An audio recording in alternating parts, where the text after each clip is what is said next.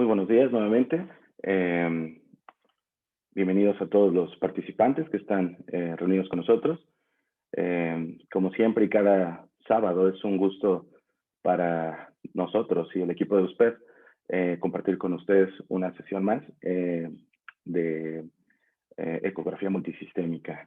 En esta ocasión tenemos el placer de presentar y compartir con ustedes la presentación del doctor César David Llanos, quien es pediatra por la Universidad del Valle de Cali e intensivista pediatra por la Universidad CES de Medellín, quien está adscrito a un par de unidades en el departamento de Antioquia, que son la Clínica Sommer y el Hospital Pablo Tobón Uribe.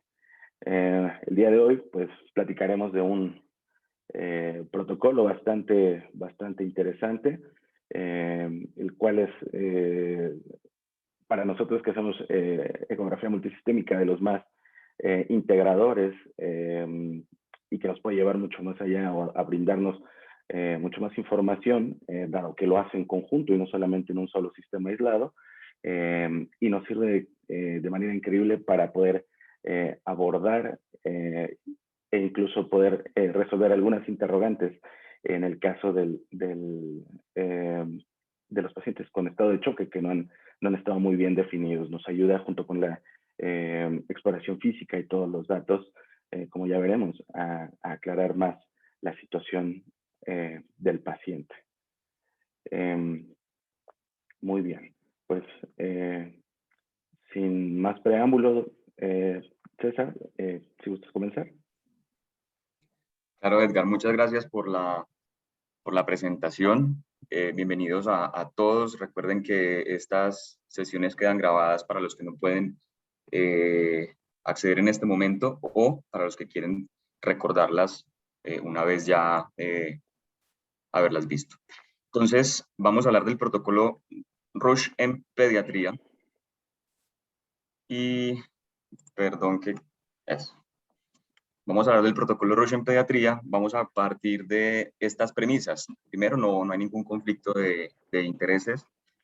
El protocolo Roche como uno de los protocolos propuestos para el abordaje del paciente en choque y tener en cuenta que todos estos protocolos son adoptados de la población de adultos, que se hacen algunas modificaciones para nuestras exploraciones en niños, y es uno más de los protocolos porque revisando bibliografía encontramos otras propuestas como son las que están aquí anotadas, que es el simple, el easy, el ACES, el ABCD, RESOS, que básicamente tienen unas modificaciones muy puntuales y tienen como unos bonus para la condición que quieren evaluar mejor. Entonces, por ejemplo, este EASY utiliza únicamente la ventana subxifoidea para evaluar la función cardíaca. Este RESOS tiene una exploración específica para trombosis venosa profunda, que no es lo habitual en nuestros pacientes pediátricos. Y siempre mira otras características, por ejemplo, el tamaño de las cámaras y las características del miocardio con esta M, para determinar función cardíaca y estado de precarga. Recordemos que tenemos unas charlas previas de USPED, aquí algunas anotadas: la administración de fluidos, las mediciones estáticas de la vena cava inferior, la charla de focus. Entonces, no voy a ser muy puntual en cómo se hace la exploración, cómo es la botonología o cómo es el mecanismo del manejo del ecógrafo como tal o de la imagen, sino que voy a ser un poco más práctico porque si no abarcaríamos muchos temas. Esta es una cosa que siempre me gusta recalcar, y es que debemos tener presente siempre el examen clínico. Si bien nosotros somos unos apasionados de la ecografía multisistémica, tenemos que recordar que no es lo único, que tenemos unos ojos, unas manos para explorar nuestros pacientes, y que además tenemos otro tipo de monitoría, y que hay unas contraindicaciones, o más que unas contraindicaciones, hay unas condiciones clínicas de los pacientes que hacen que interpretemos probablemente de una forma errónea los hallazgos ecográficos. Entonces es un mundo que tenemos que aprender a integrar para poder hacer una buena aproximación. Y también recordar que la práctica continua, independientemente de la condición del paciente, es lo que nos va a ayudar a adquirir más conocimiento y más experticia en el manejo del ecógrafo y en la adquisición de buenas imágenes. Entonces, si están en un turno, en una guardia tranquila, a todos los pacientes uno debería coger el ecógrafo e irle haciendo exploraciones para poder ir entrenando el ojo, mirar qué es lo normal para cuando encontremos algo que no hemos visto, saber que hay algo que tenemos que echarle pues más ojo. Esta charla la había dado creo que un par de años atrás y comencé a buscar cosas y en verdad no tenemos nada nuevo. De hecho, tampoco hay nada de estudios en evidencia puntualmente en pediatría. Entonces no tengo muchas modificaciones y siempre me gusta empezar con un caso clínico. Entonces, ese es un caso real. Esto fue en diciembre, el 26 de diciembre del año 2020. Se trata de un paciente masculino de 14 años que lo encuentran inconsciente en una vía rural con estigmas de trauma. Estaba golpeado, inconsciente. Los amigos dicen que estaban haciendo unas carreras de descenso en bicicleta, que es algo muy habitual en este sector, y es que a veces le colocan incluso unas pesas a las llantas de las bicicletas y se bajan a toda carrera y suelen tener pues accidentes de una magnitud considerable. El niño es llevado al hospital local, lo intuban, le hacen un TAC de cráneo que es normal, le hacen una radiografía de tórax que interpretan como normal y lo remiten al hospital de tercer nivel en donde yo estaba laborando en ese momento. El niño llega con estos signos vitales: una presión arterial de 72/34 para un adolescente de 14 años, una frecuencia cardíaca de 128, una saturación de oxígeno por pulso, oximetría 98%, con una FiO2 de 1. Al examen físico con un llenado capilar prolongado, pulsos débiles, sin palidez, con una acidosis metabólica, con un lactato elevado, una radiografía de tórax que se repita el ingreso, que es normal, sin signos de fracturas, o con otras radiografías, perdón, y el examen físico sin signos de fracturas en huesos largos ni pelvis, y con un FAST que fue negativo.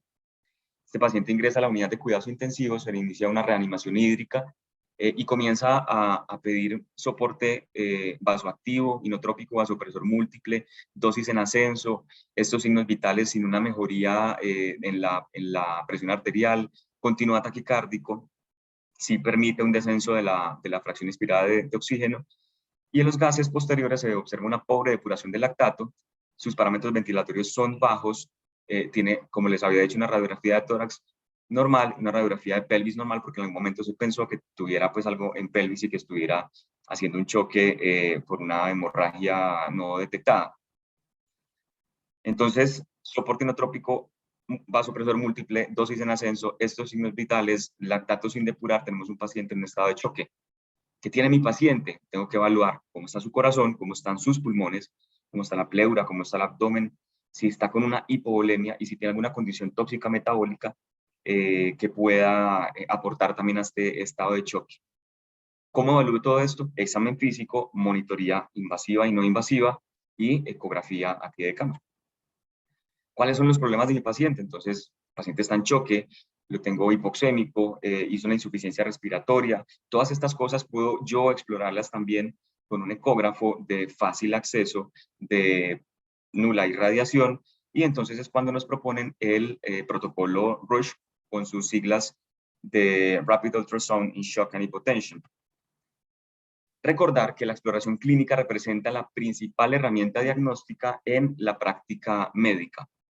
Vamos a detectar con hallazgos al examen físico si tenemos un choque cardiogénico, vamos a tocar los pulsos, vamos a ver cómo está el llenado capilar, vamos a auscultar, vamos a intentar determinar si tiene un choque hipovolémico, vamos a buscar pérdidas de sangre externa, pérdidas contenidas, vamos a mirar cómo está el llenado capilar, si está muy rápido, cómo está el punto de máxima intensidad del latido cardíaco, si está hiperdinámico. Vamos a buscar también con el examen físico signos de un choque distributivo, que es un poco más tardío, o signos de un choque obstructivo, y aquí sí que tenemos nuestras manos y nuestros oídos para poder auscultar, percutir y encontrar signos clínicos de por ejemplo, un taponamiento cardíaco, de un neumotórax que nos generen un choque obstructivo. Pero entonces, ¿qué es el protocolo Rush y de dónde saca su esquema. Tenemos por acá al lado izquierdo este sistema de propulsión de agua en el cual tenemos una bomba, tenemos una tubería y tenemos un tanque. Ahí está esquematizado, arriba y abajo, qué vamos a buscar en el protocolo Rush. Y todo esto va a hacer como metafóricamente el cuerpo que vamos a explorar. Tenemos entonces una bomba con un corazón, tenemos una tubería con el sistema endotelial, el sistema de venas y arterias, y tenemos un tanque que son los sistemas de capacitancia. Entonces podemos tener fallas de la bomba, pacientes con arritmias, pacientes en etapa neonatal que hacen un choque por un cierre del ductus y tenían una cardiopatía ductus dependiente, pacientes con cardiomiopatías, enfermedades valvulares, disfunción miocárdica, sobre todo en los pacientes con sepsis y miocarditis, entre otras, porque hay muchas otras opciones de falla de bomba. Una fuga en las tuberías, pacientes con trauma, vómito, diarrea, en los cuales tienen una pérdida de volumen, una pérdida por tercer espacio, unas pérdidas masivas que le produce una deshidratación, un choque hipovolémico o hemorrágico, un aumento en el tamaño de las tuberías cuando tenemos un choque neurogénico, una anafilaxis o una sepsis, en la cual hay una disfunción endotelial que hace que se produzca una vasodilatación y una pérdida también a tercer espacio como un choque distributivo, y unas tuberías obstruidas en las cuales podemos tener, por ejemplo, un neumotórax, un tromboembolismo pulmonar o un derrame pericárdico que me lleva a un taponamiento cardíaco. Esto es el esquema del protocolo Rush. Es lo que vamos a buscar en el paciente mediante la exploración ecográfica. ¿Y cuáles son sus componentes? Entonces, nos sugieren esta mnemotecnia, el HIMAP por corazón, heart corazón, y de vena cava inferior, M por el punto de Morrison y por el área también esplenorrenal, o realización de un FAS extendido. La aorta que, digamos, recuerden que el protocolo Rush es traído de adultos. Aorta no tenemos mucha patología, casi nula patología de aorta en la edad pediátrica, y neumotórax.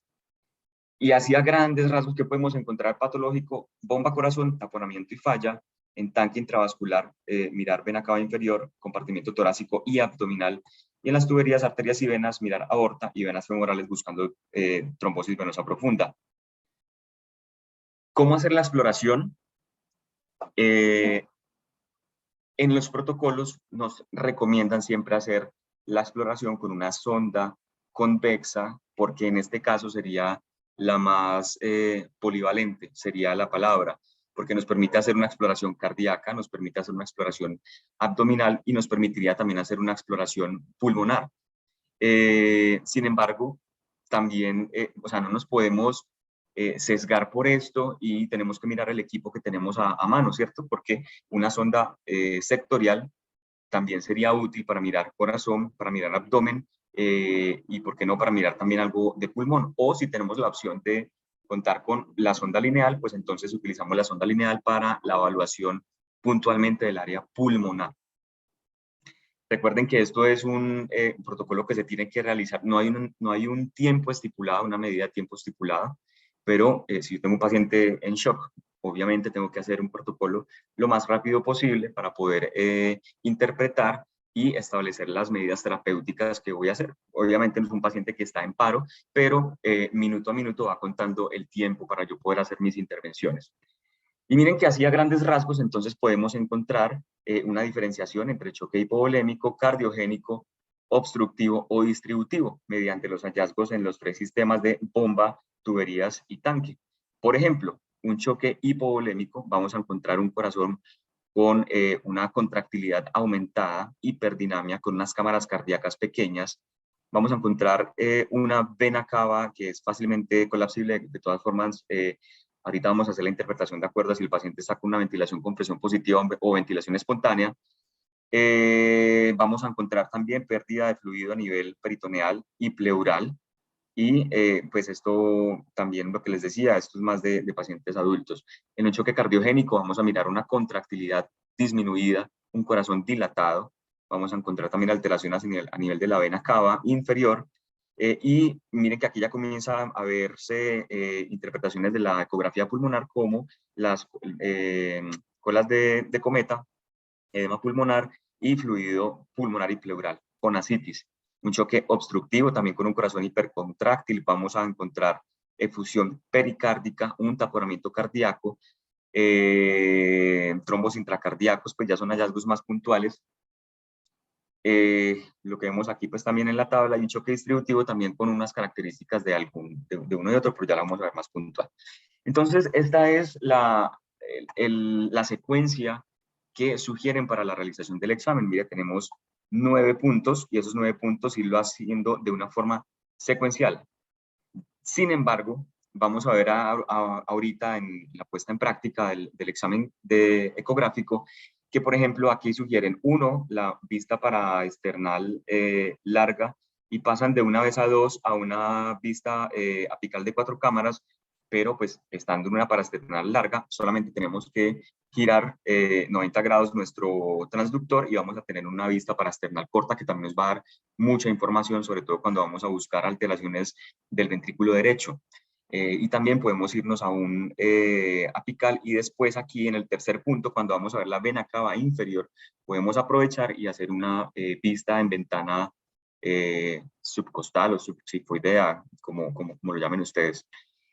Después vamos a pasar a 4 y 5, que son las ventanas, perdón, a nivel abdominal para buscar líquido en los recesos esplenorrenal y en el punto de Morrison. Y allí mismo, si tenemos, por ejemplo, un transductor convexo o un sectorial, podemos mirar hacia arriba y tener también una vista del tórax. Aquí colocan hemotórax, pero básicamente lo que vamos a intentar visualizar es si hay líquido pleural, independientemente del líquido que sea y las características que tenga.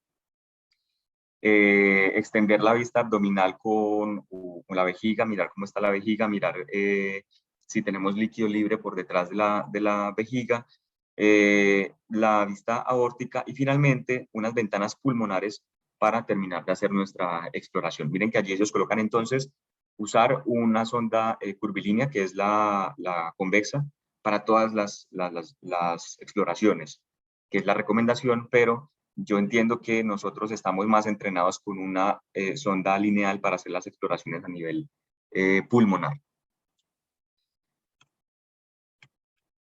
Bueno. Entonces, ¿cómo evaluar la bomba? Comenzamos primero con la evaluación cardíaca, el funcionamiento del corazón como bomba. Entonces, vamos a hacer primero una ventana en eje parasternal, eje largo. Vamos a voltearnos para ver un eje corto. Posteriormente podemos irnos a una ventana subsigmoidea y terminar con una apical de 4 cámaras, o primero ir a la apical de 4 cámaras para ir a la subsigmoidea y ahí aprovechar y girar para ver una vena cava inferior. Recuerden lo que les digo al principio de la charla, todas estas exploraciones, tenemos otras charlas en el canal de YouTube para que pues refresquen cómo se hace la exploración. ¿Listo? Entonces aquí a grandes rasgos tenemos varios cortes. Por acá al lado izquierdo, en la parte superior, tenemos un eje parasternal, un eje largo parasternal. Y miren que siempre, pues no es una discusión, pero siempre uno se pregunta dónde debe ir el indicador del punto de la sonda ecográfica.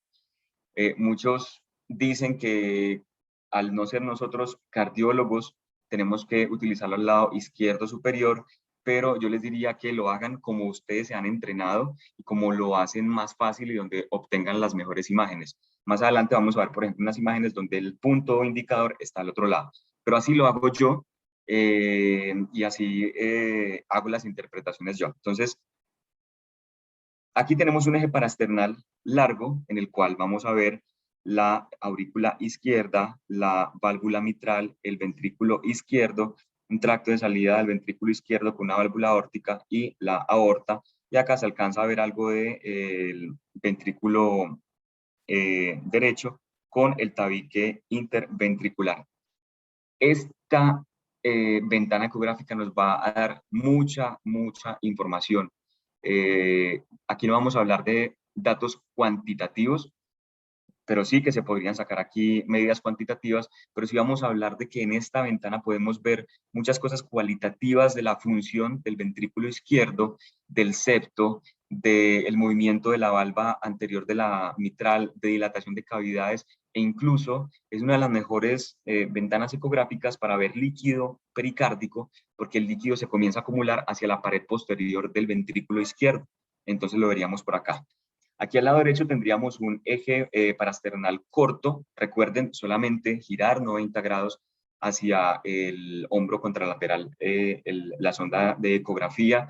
Y vamos a observar entonces un ventrículo izquierdo de estas características, perdón, unas paredes de estas características, redondito, bonito, con unos músculos papilares que se observan mover muy bonitos, y con un ventrículo derecho que se debe observar en forma de media luna, como abrazando las paredes de este ventrículo izquierdo y sin llegar a comprimirlo, aplastarlo ni a disminuirle su área.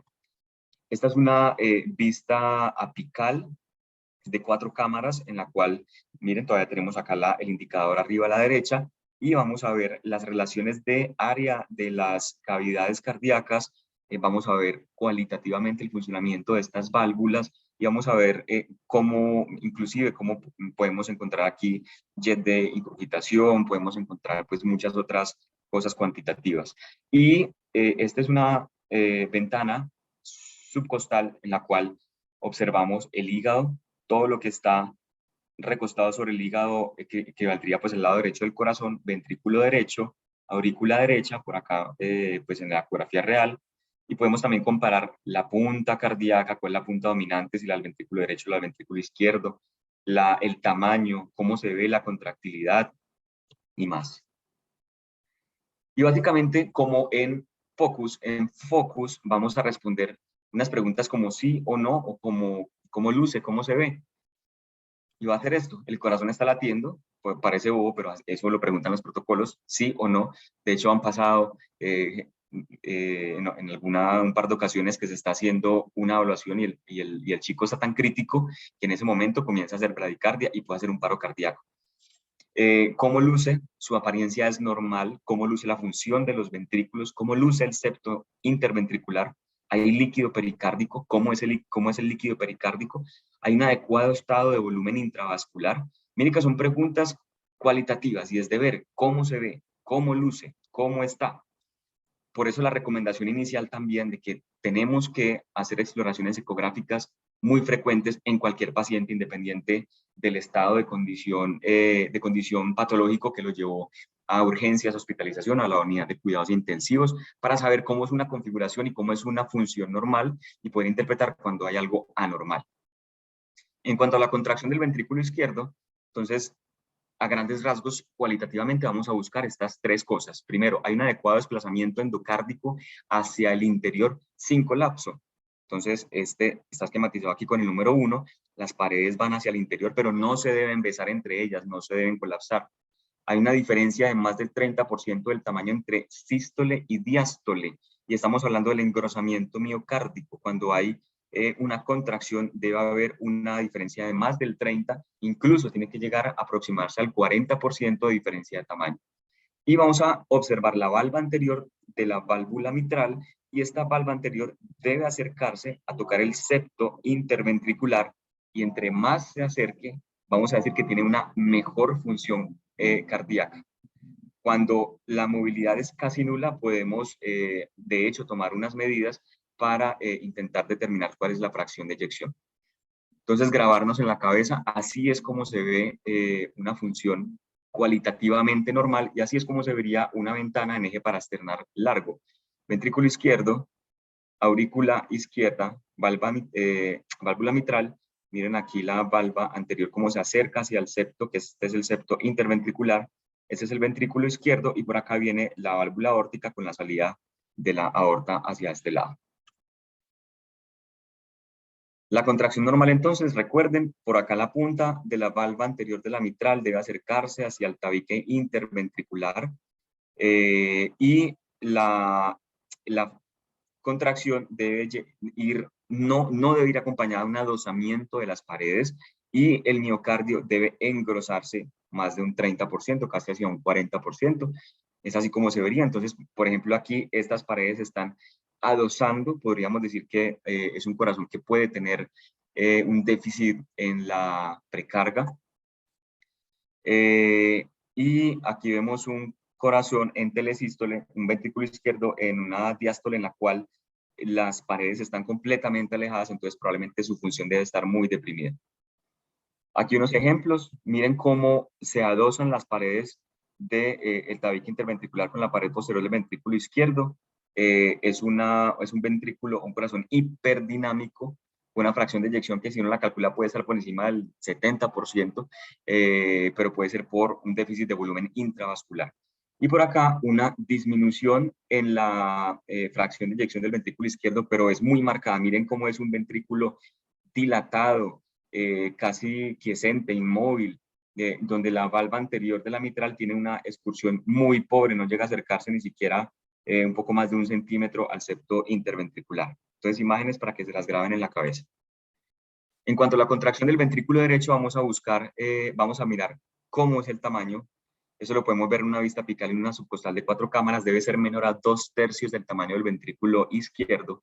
Vamos a ver cómo es la forma, y eso lo podemos ver en una vista parasternal eje corto, la forma que les había mencionado en media luna, como abrazando el ventrículo izquierdo, y el espesor en una vista subcostal de 4 cámaras, que debe ser de menos de 1 centímetro. Cuando tiene un espesor de más de 1 centímetro, podemos decir que hay una hipertrofia de sus paredes y puede ser que hay un aumento en la poscarga del ventrículo derecho, un paciente con hipertensión pulmonar o algo por el estilo. Esto es como se vería normalmente. Esto es un eje parasternal corto, en la cual vemos un ventrículo izquierdo con unas paredes gruesas, en forma circular, con unos músculos papilares que se mueven adecuadamente, con un ventrículo derecho que está en forma de media luna abrazando el ventrículo izquierdo. Esta sería una vista apical de 4 cámaras en la cual vemos un funcionamiento también normal con unas relaciones de tamaño y de apariencia normales. Y aquí comenzamos a encontrar entonces unas alteraciones en la cual encontramos por acá un tamaño normal que es ventrículo derecho menos de 2/3, 2/3 partes del ventrículo izquierdo. Y por acá comenzamos a encontrar que el tamaño es muy parecido al del ventrículo izquierdo. Podemos hablar de una dilatación moderada y aquí una dilatación grave en la cual está perdida completamente la anatomía y la forma, y vemos que el ventrículo izquierdo está completamente colapsado por un ventrículo derecho gigante que desplaza el septo interventricular. Por acá tenemos otros ejemplos. Aquí al lado derecho vemos la dominancia de la punta del ventrículo derecho sobre el ventrículo izquierdo. Esto es anormal. Por acá en esta parte de aquí arriba a la izquierda, en una vista subcostal, podemos observar, si tomamos una medida del grosor de la pared del ventrículo derecho, que va a estar mayor a 1 centímetro, y eso quiere decir que hay una hipertrofia de las paredes del ventrículo derecho, probablemente por un estado de poscarga, aumentado el ventrículo derecho, y acá tenemos una comparación. Esto es a la izquierda, cómo se vería anatómicamente de una forma normal, y aquí a la derecha vemos cómo está un ventrículo derecho más grande, dilatado, en el cual se pierde la forma de media luna y está comprimiendo el ventrículo izquierdo, llevando un aplanamiento del septo. Y si lo vemos en tiempo real, vamos a ver un movimiento paradójico. ¿Qué más vamos a ver en la bomba? Derrame pericárdico. Lo que les decía anteriormente, miren que aquí el indicador de la marca de la sonda ecográfica está al lado izquierdo, cambia la relación, la orientación espacial, pero básicamente sigue siendo lo mismo. Tenemos aquí ventrículo izquierdo con la salida de la raíz aórtica, la aurícula izquierda, y ¿dónde vamos a buscar el líquido? Por acá, en este espacio pericárdico que está acá. Mucho cuidado con la ganancia que le coloquen a esta visualización, y mucho cuidado con las imágenes en espejo. Aquí vamos a buscar entonces porque es donde se comienza a acumular líquido en la cara posterior del ventrículo izquierdo, y mírenlo por acá, sería líquido pericárdico. Otra forma de buscarlo, esta es una visualización subxifoidea, en la cual observamos un hígado con un ventrículo derecho recostado sobre el hígado, y líquido libre a nivel de este espacio que no debería haber, se debería ver así como está en esta imagen. En este caso lo hay, entonces diríamos que hay líquido pericárdico, pero recuerden que siempre hay que mirar también cómo se ve la función en presencia de ese líquido, es decir, qué tanta repercusión está ocasionando en ese corazón. Por aquí una imagen más grande donde vemos un ventrículo derecho. Miren en este caso, esta es la aurícula derecha, esta es la aurícula izquierda, este es el ventrículo izquierdo y no vemos ventrículo derecho. No vemos ventrículo derecho, vemos líquido pericárdico y este es un paciente que está con un taponamiento cardíaco por un derrame pericárdico. Ahí debería verse el ventrículo derecho y no se ve, está colapsado. Esta es otra imagen en tiempo real, donde vemos un corazón pequeño, colapsado, con unas cavidades derechas que también están colapsadas, sobre todo el ventrículo derecho, y está inmerso en un líquido pericárdico que pareciera de características no complejas. Inminente taponamiento cardíaco también en este paciente. Listo, entonces ya vimos la bomba. Vamos a pasar rápidamente a cómo evaluar el tanque. El tanque, vamos a mirar qué tan lleno está. Hay fugas, hay compromiso de tanque, y eso como lo vamos a evaluar con vena cava inferior, la evaluación abdominal y una evaluación abdominal con extensión al tórax. Tenemos en el canal una charla de vena cava inferior del doctor Alfredo que está muy buena, que no me voy a extender en esta evaluación porque pueden remitirse a esa charla para que la recuerden. Y es básicamente también hacer el protocolo de FAST extendido. Entonces vamos a ver la vena cava inferior, recuerden, en un eje subxifoideo vamos a colocar nuestro indicador de la sonda ecográfica hacia la cabeza del paciente, ¿cierto? Y vamos a insonar entonces la vena cava a tomar medidas 2 centímetros antes de la unión cavo-atrial, ¿vale? Muy cerca a la desembocadura de la vena hepática, como se ve por acá en esta imagen. Tiene que ser entonces en segmento intratorácico, recordar que va a tener variaciones en su calibre con la respiración. Al ser de capacitancia va a presentar variaciones con la presión de la aurícula derecha y la volemia. Y en respiración espontánea vamos a encontrar una disminución del diámetro de la vena cava inferior con la inspiración, lo que es diferente con la ventilación con presión positiva, en la cual va a haber un aumento del diámetro de la vena cava inferior con la inspiración. ¿Qué vamos a determinar? Respuesta a volumen, presencia de derrame pericárdico y podemos estimar la presión venosa central. Recordar que hay unas condiciones que hacen que podríamos interpretar erróneamente. Tenemos que tener en cuenta si son pacientes con un estado de hipertensión intraabdominal, que si son pacientes con una hipertensión pulmonar grave, con una disfunción del ventrículo derecho grave. Tenemos que tener mucho cuidado con eso. Entonces, básicamente, veríamos así. Esta sería la vena cava inferior llegando a la aurícula derecha. Por acá tenemos el hígado con la vena hepática. Y como casi todos nuestros pacientes están en ventilación con presión positiva, en este caso sería aquí a la derecha con respiración pasiva, en la cual tenemos un ejemplo de la onda del respirador. Esto sería pues un aumento de la presión o del volumen en el ventilador.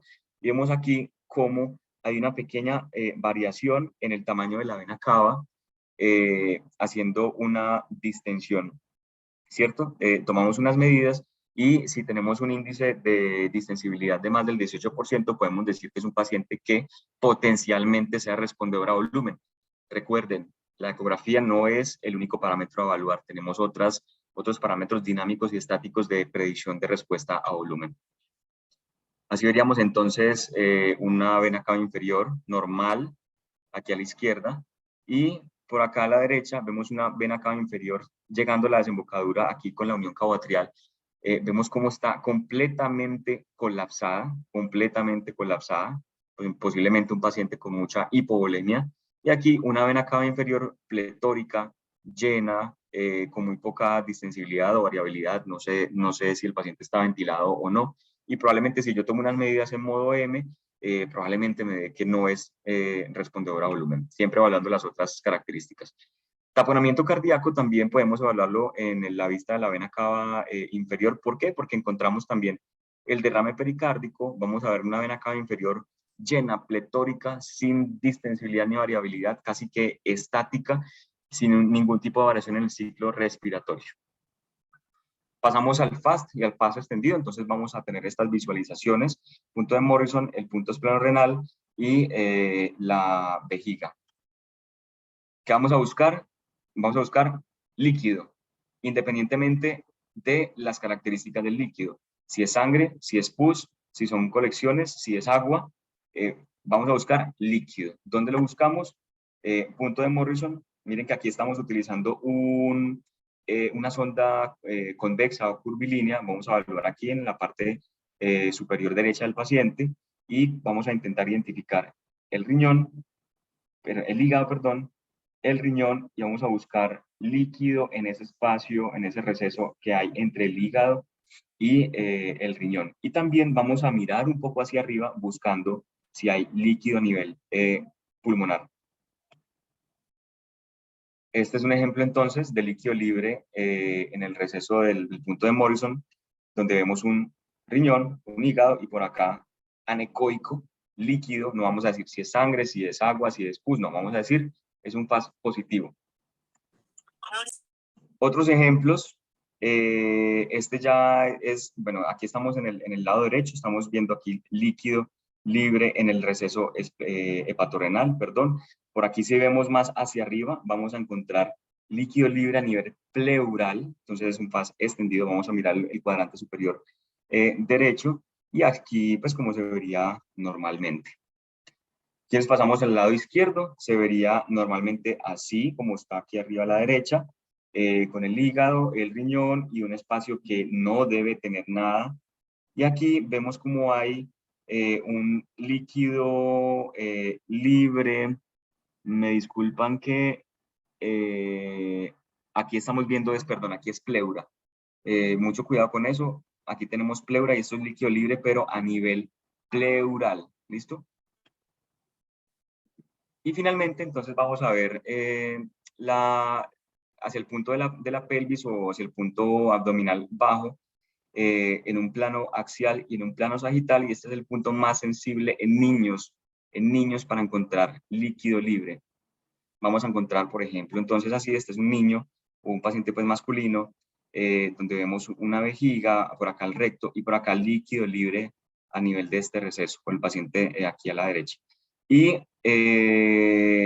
por acá, esta sería una visualización en una chica, donde vemos el útero y por acá en este receso vemos también líquido libre. En plano sagital podemos encontrar también de la misma forma líquido libre a nivel posterior y este sería en una chica a nivel posterior también presencia de líquido libre. Y finalmente hacer una evaluación del tórax. Vamos a buscar qué puntualmente: neumotórax, derrame pleural y signos de edema pulmonar. Esto lo encontramos también en las charlas del doctor Javier, que nos hablan de una excelente evaluación a nivel torácico. Y finalmente, ¿cómo evalúo las tuberías? Vamos a evaluar los grandes vasos, que son aorta y femorales y poplita. Entonces, ¿qué vamos a buscar? Aneurismas de aorta, disección de aorta y trombosis venosa profunda, pero por la casi nula, no es que no se presente, pero casi la mínima incidencia de esto en la población pediátrica, la recomendación es no extender el examen hacia esta parte vascular. Y finalmente, retomando el caso clínico, recuerden, esto fue un caso real. Este paciente se le hizo esta evaluación ecográfica. Esto es un eje subcostal, en la cual hay un error, y es que hay mucha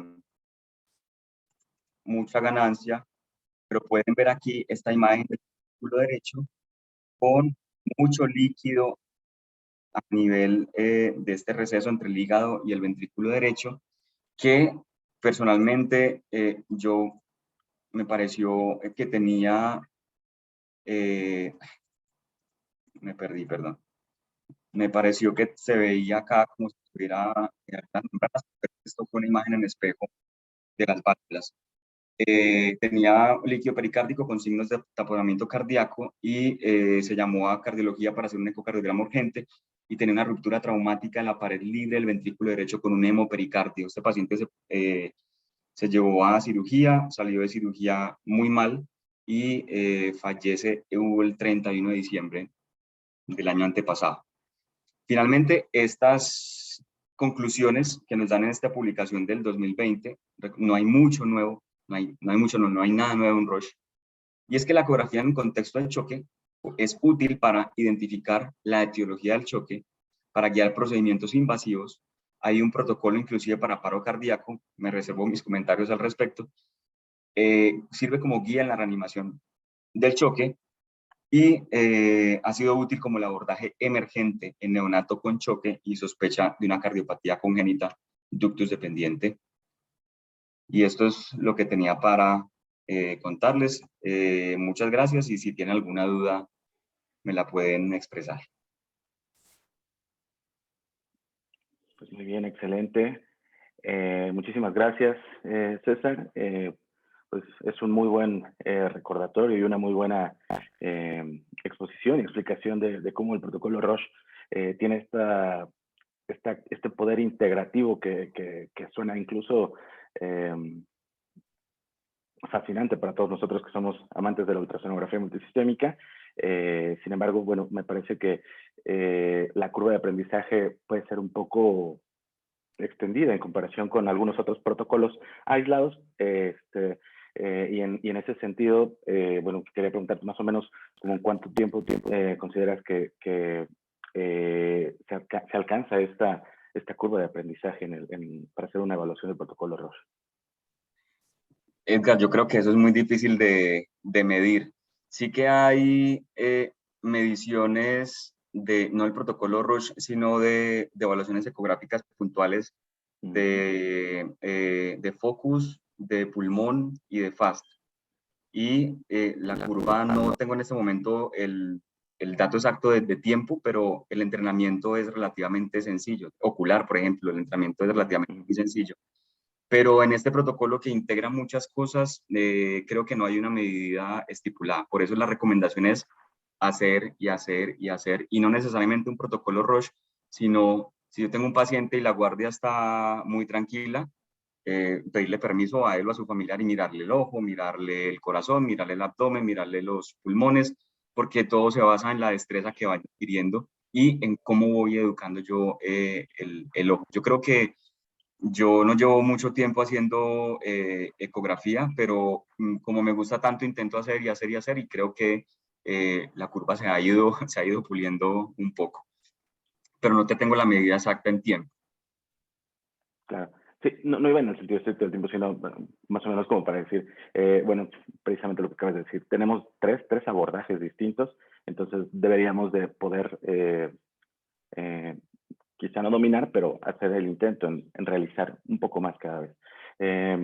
Y como aproximadamente cuánto tiempo deberíamos de durar en la realización de un protocolo Roche en una sala de urgencias, por ejemplo. Porque a veces nosotros, en este mismo sentido, cuando vamos comenzando, podemos tardar, dependiendo del caso, yo me tardé cuando iba comenzando una hora y media en explorar pacientes, obviamente alguien más asistiendo al paciente, pero en sí, una vez que uno domina la realización de la ultrasonografía multisistémica, más o menos como cuánto tiempo deberíamos de tardarnos, ¿no?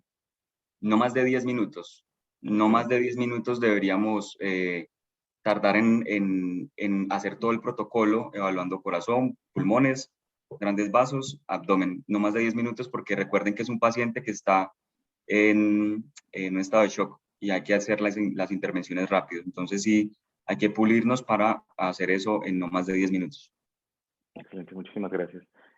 Por aquí veo que el doctor Javi Ponce levantó la mano y buen adelante. día. Hay algunas preguntas también en el chat para después, pero de ansioso le voy a preguntar yo primero.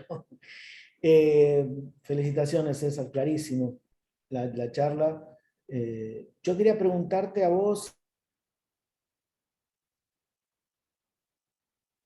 y a Edgar también, si están usando el desplazamiento de la válvula mitral sobre el septo, lo hemos leído en adultos, pero quería preguntarle de manera personal si lo estás usando como variable o es como una cuestión más que mencionamos en las charlas, pero que no es tan valorable en la práctica?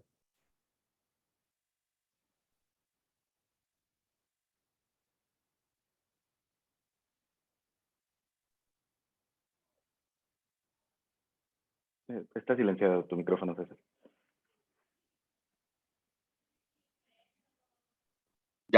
Ya me escuchan, ¿cierto? Así es. Listo. Sí, yo no manejo muy bien la parte cuantitativa, pero sí que me gusta mucho mirar el eje parasternal largo para ver la excursión de la válvula anterior de la mitral, y me gusta tomar la medida puntual de la separación la separación septal del punto E utilizando el modo M. Y hay una fórmula que es tomando esa medida, multiplicándolo por 2.5 y restando 75.5 menos ese producto entre la medida de la separación del punto E por 2.5, y eso nos da un estimado de la fracción de eyección.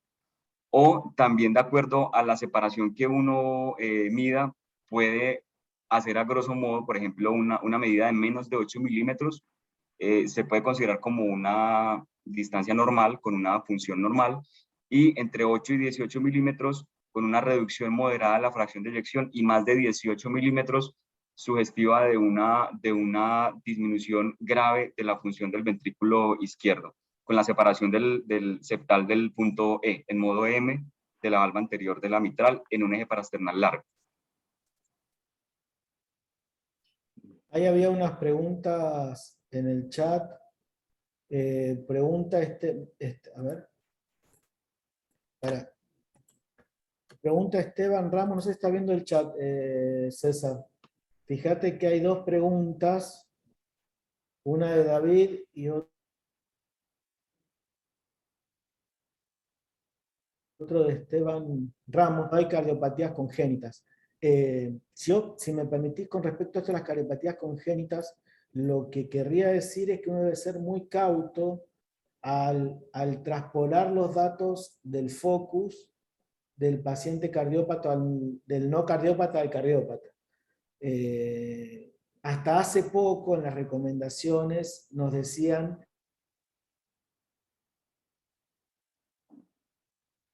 que los intensivistas no con cardiopatías congénitas. Yo, como mencioné eso, un paciente con cardiopatías congénitas, con ya malformaciones estructurales del corazón, uno tiene que ser muy cauto al extrapolar los datos de los protocolos. No sé si vos querés agregar algo más con respecto a eso, César. Sí, no, Esteban, buenos días.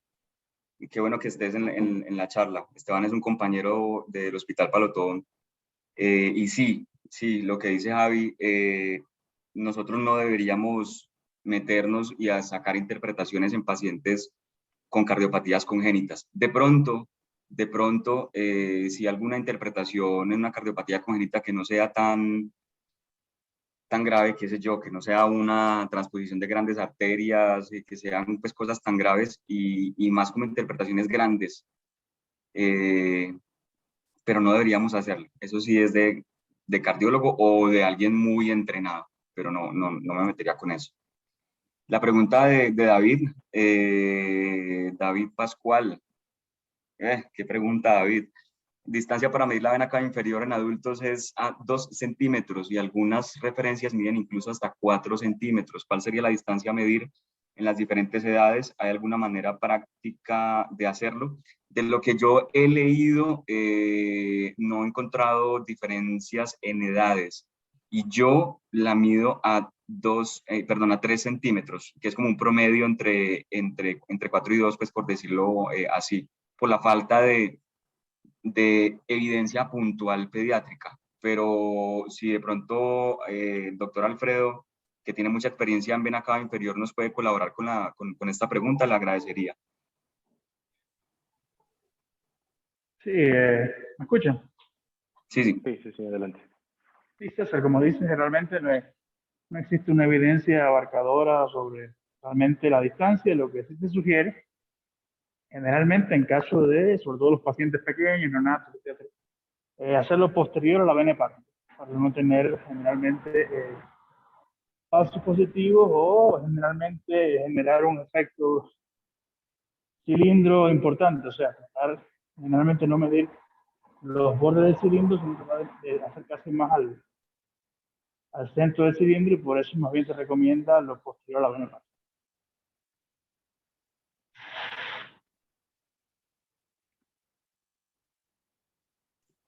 Y hay una pregunta, la última pregunta que está por acá en el chat, dice, quería consultar si existe una forma de poder valorar la vena cava inferior en pacientes bajo ventilación invasiva o no invasiva que sea fiable. Primero, que sea fiable depende de la condición clínica del paciente, era lo que les estaba diciendo, que no tenga una falla grave del ventrículo derecho con una hipertensión pulmonar grave, que no tenga un derrame pericárdico significativo, es decir, que no tenga nada que le esté dando una poscarga muy aumentada al ventrículo derecho, y que no sea un paciente con un síndrome de hipertensión intraabdominal. Esas serían pues como condiciones grandes, aunque pueden haber otras más. Y la medida, la forma de hacerlo sería con un eje subxifoideo con el indicador de la sonda hacia la cabeza del paciente, lo que estábamos hablando ahorita, entre 2 a 4 centímetros, promedio 3 centímetros de la unión cavatrial, y observar y mirar en un modo M también podemos tomar las medidas. Recordar la diferencia entre un paciente con ventilación espontánea y con ventilación con presión positiva, que la interpretación va a ser completamente diferente. Entonces, en un paciente que tiene una ventilación espontánea, respiración espontánea, lo que vamos a evaluar es un índice de colapsabilidad, es decir, en la inspiración vamos a ver es que se colapse la vena cava inferior, y una colapsabilidad de más del 50% es un predictor de hipovolemia. En los pacientes con ventilación con presión positiva, invasiva o no invasiva, cambia esto, y vamos a evaluar índice de distensibilidad o de variabilidad, porque durante la inspiración la vena cava se va a distender, y una distensibilidad de más del 18%, unos toman otras medidas, 20%, dice que puede relacionarse con una respuesta a fluidos. Ojo, y recalco mucho, depende de la condición patológica del paciente, y mirar otras variables dinámicas y estáticas de la monitoría del paciente, no necesariamente en una unidad de cuidado crítico, sino en un servicio de urgencias, en un servicio de hospitalización, siempre ayudarnos de otras medidas adicionales.